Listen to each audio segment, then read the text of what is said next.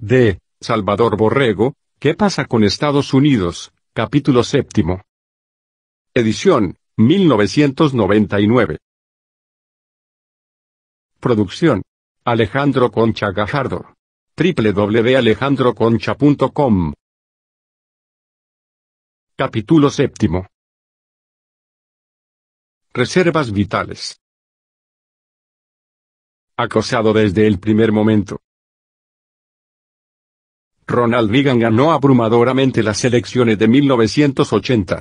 Las reservas vitales de la nación, representadas por los electores, se impusieron a la propaganda en contra, particularmente enconada porque Reagan no era militante de la fuerza número 1.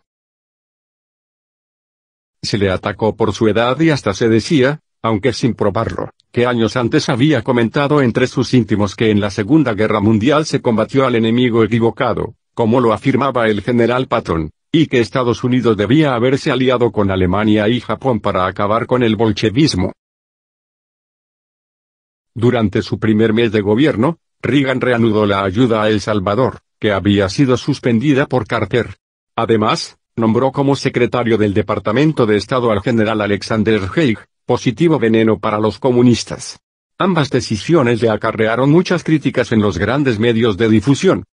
Reagan y Haig señalaron que la Unión Soviética y Cuba estaban enviando armas y expertos a Centroamérica y que esto era una amenaza para el continente.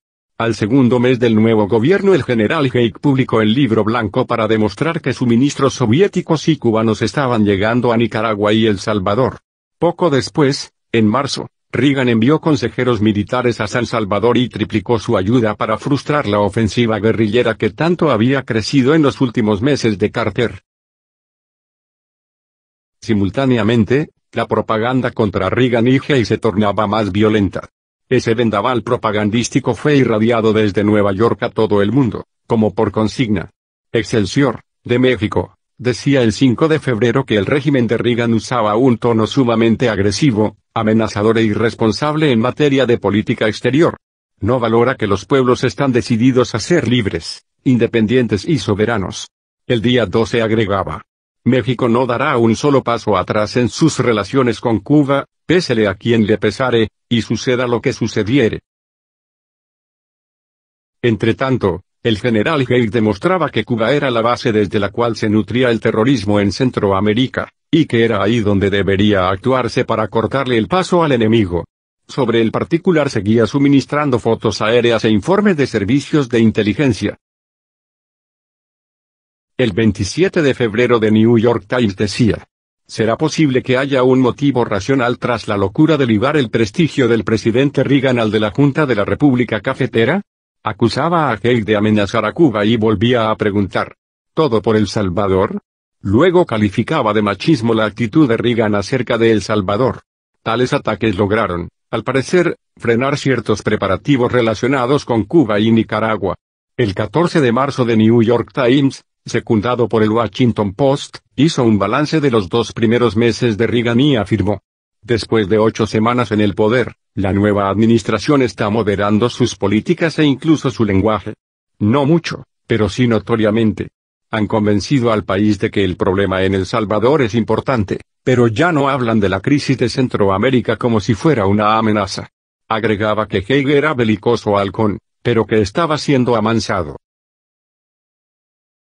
Aún no se cumplía el tercer mes del nuevo gobierno cuando Reagan fue gravemente herido. Por milímetros la bala no le tocó el corazón.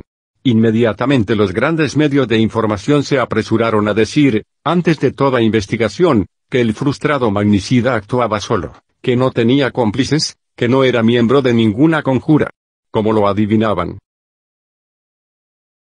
Unas cuantas horas después The New York Times publicaba un viscoso artículo de Hendrik Smith, en que deslizaba la siguiente idea: todo el pueblo norteamericano comenzará a dudar sobre la efectividad de los programas de Reagan y sentirá que algo no marcha como debiera.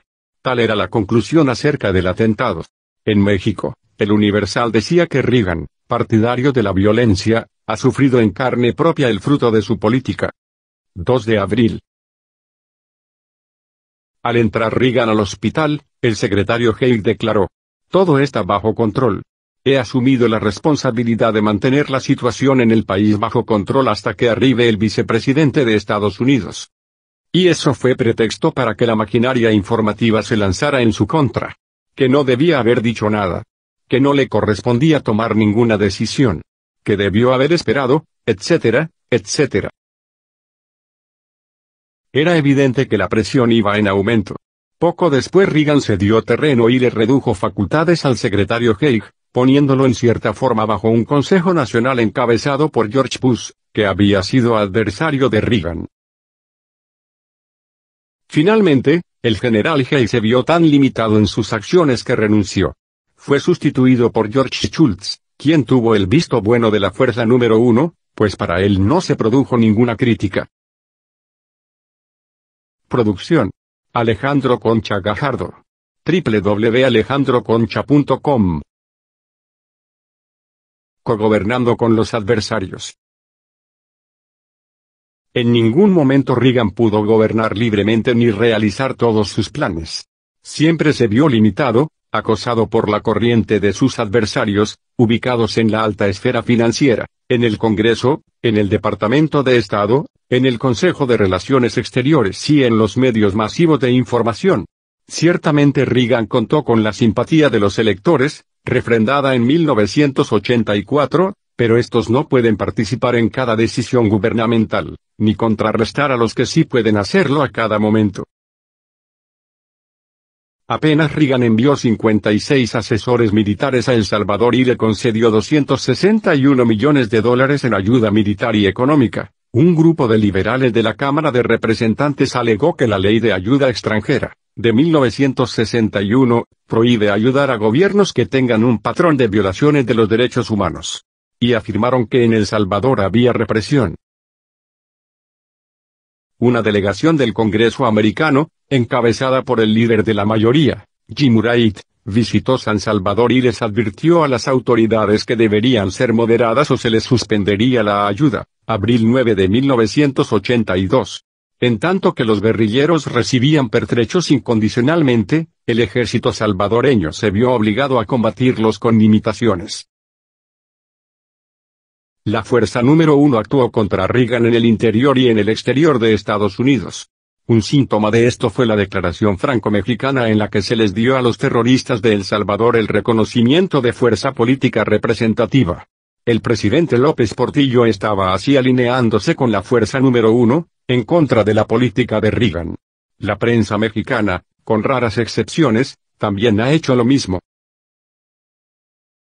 Otro síntoma de dicha acción exterior fue Contadora, que cerraba los ojos a la intervención soviética en Nicaragua e insistía en defender a la tiranía nicaragüense.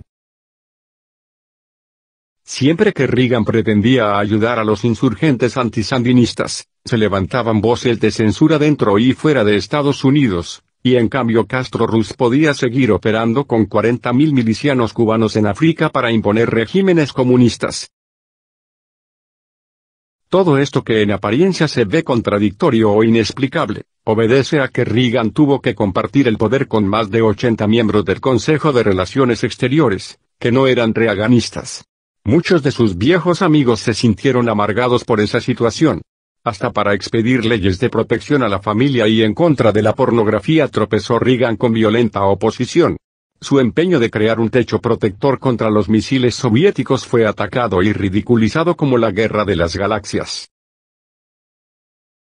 Pocas veces se oían voces en el Congreso en favor de Reagan, como la del senador Jesse Helms, quien acusó al Departamento de Estado de venir desvirtuando la política del presidente sobre Centroamérica, marzo 31 de 1985. Poco después Reagan dijo ante el Congreso que si los americanos no respondían a una amenaza cerca de sus fronteras, sus aliados en Europa y Asia perderían la confianza en Estados Unidos. Pero semanas después el presidente de la Cámara de Representantes, Mr. Thomas O'Neill, fue a hablar con el dictador soviético, Gorbachov, y declaró el 3 de julio de 1985. Lo que el mandato de Ronald Reagan está haciendo en América Central y Sudáfrica contradice a lo que aspira Estados Unidos. Quiero que nuestra política exterior sea hoy tan buena como lo fue el día que liberamos a Europa Occidental en 1945. La única acción que Reagan pudo realizar cabalmente en política exterior fue la ocupación de la isla de Granada a principios de 1984. Arrojó de ahí a castristas y soviéticos que ya estaban montando bases armadas para controlar todo el mar Caribe. Y otra vez se vio, como en octubre de 1962, que la Unión Soviética prefería replegarse cuando se le enfrentaba con decisión. Ciertamente Reagan no logró liberar a Nicaragua, como lo había prometido al tomar el poder, ni pudo ayudar suficientemente a El Salvador para vencer a la guerrilla, la cual todavía pudo dar un duro golpe al secuestrar a la hija del presidente Duarte, en 1983, y exigir la libertad de numerosos delincuentes. Reagan, líder de la debilitada Fuerza Número 2, tuvo que maniobrar con sumo tacto para poder subsistir. De ninguna manera tenía el poder completo. Durante su mandato, el Departamento de Estado fue capaz de cesar, así como se lee, al presidente filipino Ferdinando Marcos y sustituirlo con un gobierno comunistoide. Y esto a pesar de que Marcos había sido aliado de Estados Unidos en la guerra contra Japón. 2 meses después de eliminar a Marcos, el Departamento de Estado también cesó en 1986 a Jean-Claude Duvalier, de Haití. Comillas. Por ser dictador. Aunque infinitamente menos dictador que Castro Ruz. Cuando Reagan gobernaba su segundo período, 59 países se hallaban alineados en el comunismo. A duras penas consiguió lanzar de la isla de Granada, en el Caribe, a un comando comunista que ya se estaba apoderando de ella. Esto fue un aliciente, aunque insignificante, para la casi liquidada Fuerza Número 2. Nixon había padecido una situación parecida a la de Reagan, dada la influencia de lo que él definió, tímida o diplomáticamente, como la élite del poder, o sea, los que establecen los términos del debate público, que manipulan los símbolos, que deciden qué naciones y dirigentes aparecerán en 100 millones de pantallas de televisión como buenos o como malos. Esta élite del poder marca los límites de lo posible para el presidente y el Congreso, moldea las impresiones que mueven a la nación o que la encenegan. D. Salvador Borrego, ¿qué pasa con Estados Unidos? Capítulo 7. Fin del capítulo. Producción. Alejandro Concha Gajardo. www.alejandroconcha.com